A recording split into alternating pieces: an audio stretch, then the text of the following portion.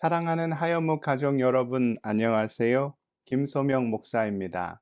오늘도 주시는 능력의 말씀을 힘입어 주의 소망 가운데 굳건히 서는 모든 믿음의 지체들 다 되시기를 축복합니다.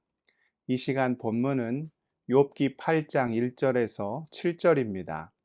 수앗 사람 빌닷이 대답하여 이르되 내가 어느 때까지 이런 말을 하겠으며 어느 때까지 내 입의 말이 거센 바람과 같겠느냐. 하나님이 어찌 정의를 굽게 하시겠으며 전능하신 이가 어찌 공의를 굽게 하시겠느냐. 내 자녀들이 주께 죄를 지었으므로 주께서 그들을 그 죄에 버려두셨나니 내가 만일 하나님을 찾으며 전능하신 이에게 간구하고 또 청결하고 정직하면 반드시 너를 돌보시고 내 의로운 처소를 평안하게 하실 것이라. 내 시작은 미약하였으나 내 나중은 심히 창대하리라. 아멘. 비행기 안에서 한 아이가 시끄러운 소리를 내고 있었습니다. 주변 승객들에게 방해가 되었지만 곧 조용해지겠거니 하고 다들 그냥 참고 못 본 척하고 기다리고 있었습니다. 그런데 시간이 지나면 지날수록 아이의 행동은 이전보다 심해졌고 참다 못한 한 사람이 아이의 보호자에게 불평을 늘어 놓았습니다. 그 아이의 아빠 같은데 공공장소에서 조용히 시키는 것이 맞지 않을까요? 지금 여기 있는 사람들에게 얼마나 큰 방해가 되고 있습니까? 그러자 아이의 아빠는 많이 미안해하는 듯한 표정을 지으며 이런 이야기를 들려 주었습니다. 제 아이가 여기 계신 모든 분들에게 큰 피해를 드린 것 같아 먼저 죄송하다는 말씀을 드립니다. 그런데 사실 아이의 엄마가 며칠 전 세상을 떠났고 그 충격으로 인해 그동안 아이가 아무 말도 하지 못하고 있었습니다. 많은 분들께 방해가 되는 것을 알고 있었지만 아이가 다시 말을 하고 활동적인 모습을 보이는 것 같아 차마 말리지 못하고 그냥 그 모습을 지켜보고 있었습니다. 다시 한번 모든 분들께 사과드리며 아이가 조용히 할 수 있도록 잘 타이르겠습니다. 그 아빠의 말이 끝이 나자 불평을 늘어놓았던 사람의 표정은 짜증에서 어느덧 미안함으로 바뀌어 있었습니다.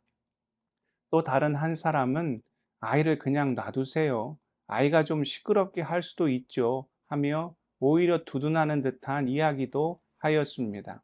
아이는 여전히 시끄러운 행동을 하였지만 아이를 바라보는 사람들의 시선은 날카로움에서 부드러움으로 바뀌었고 오히려 그 아이에게 맛있는 사탕을 건네주는 등 이전과는 다른 따뜻한 마음으로 그 아이를 대하기 시작하였습니다.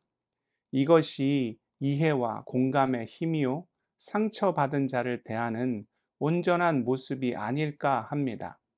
오늘 말씀에는 또 다른 친구 수아 사람 빌닷이 욥에게 하는 이야기가 기록되어 있습니다. 그러나 앞서 충고를 건넸던 대만 사람 엘리바스와 전혀 다르지 않은 태도와 모습을 보였습니다. 욥을 향해 취하고 있는 빌닷의 기본 자세는 무엇입니까? 트집과 비난입니다. 오늘 본문 2절을 다시 한번 볼까요? 내가 어느 때까지 이런 말을 하겠으며 어느 때까지 내 입의 말이 거센 바람과 같겠느냐. 빌닷은 감당할 수 없는 고난 속에서 절규하고 있는 욥에게 너는 왜 아직도 정죄되지 않은 거친 바람 같은 소리를 함부로 내뱉고 있어 하는 질책의 목소리를 쏟아내었지요. 그러나 어떻습니까? 욥이 당한 고난 앞에서 그가 지금 제정신을 차릴 수 있겠습니까?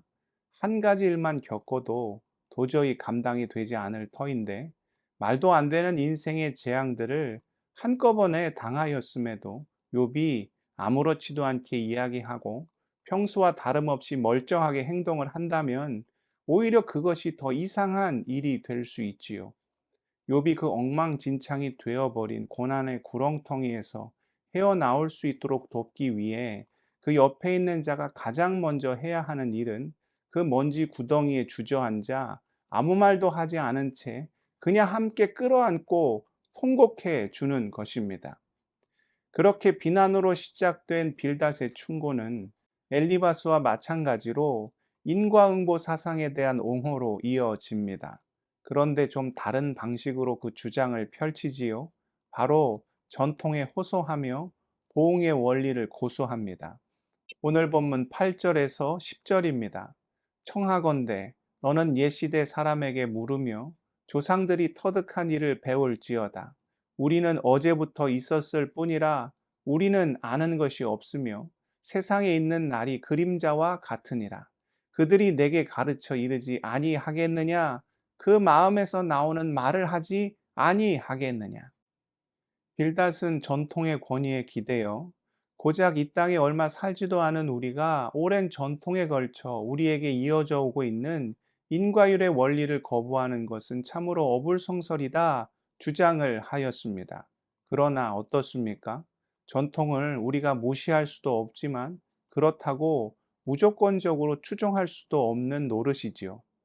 마태복음 15장에 보면 예수님께서 바리새인들과 논쟁하시는 모습이 기록되어 있습니다.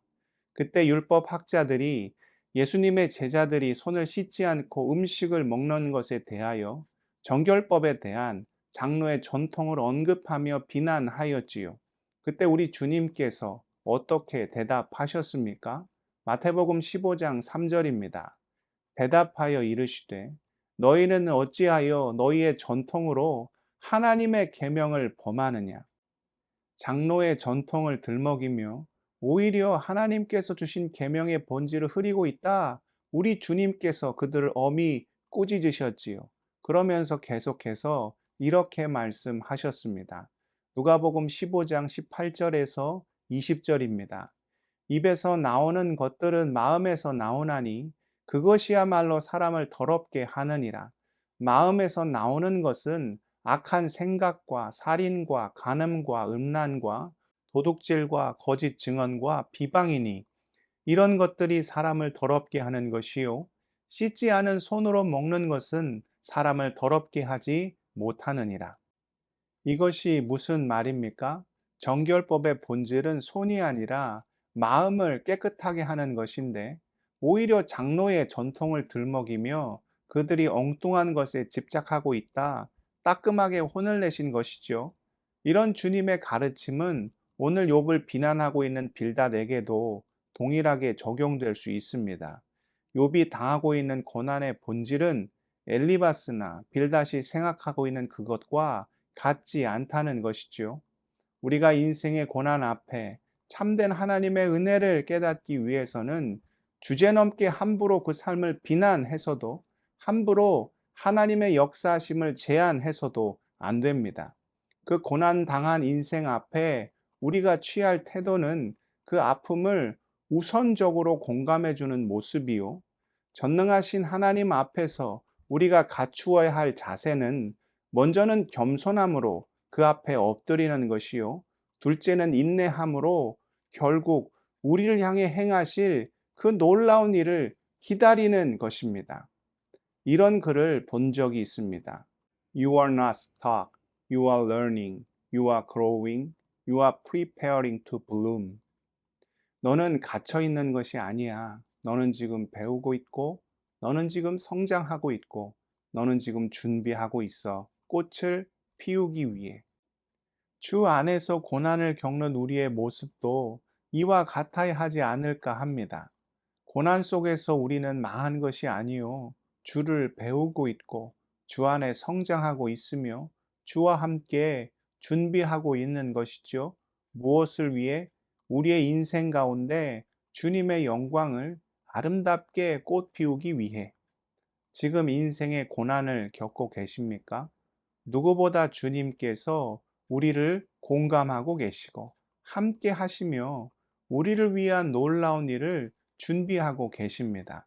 주시는 말씀과 함께 고난을 잘 감당하여 놀라운 주의 은혜를 말로 다 할 수 없는 주의 사랑을 충만히 누리며 사실 수 있기를 진심으로 축복하고 또 축복합니다.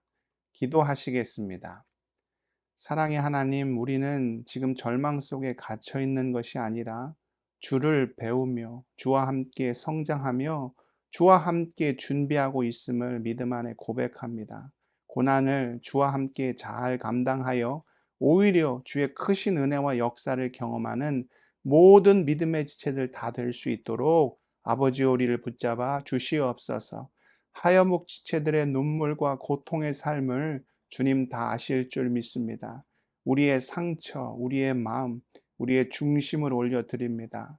건강의 문제로, 자녀의 문제로, 신분의 문제로, 일터의 문제로, 물질의 문제로 간절히 구하고 소원하는 모든 자녀들의 기도를 흠양하여 주시고 능력으로 함께하여 주실 때 감사와 찬양이 늘 우리의 입술에서 끊이지 않을 수 있도록 아버지여 우리와 함께하여 주시옵소서. 오늘 하루의 삶도 온전히 주님께 올려 드리오며 존귀하신 예수 그리스도의 이름으로 간절히 기도 드리옵나이다. 아멘.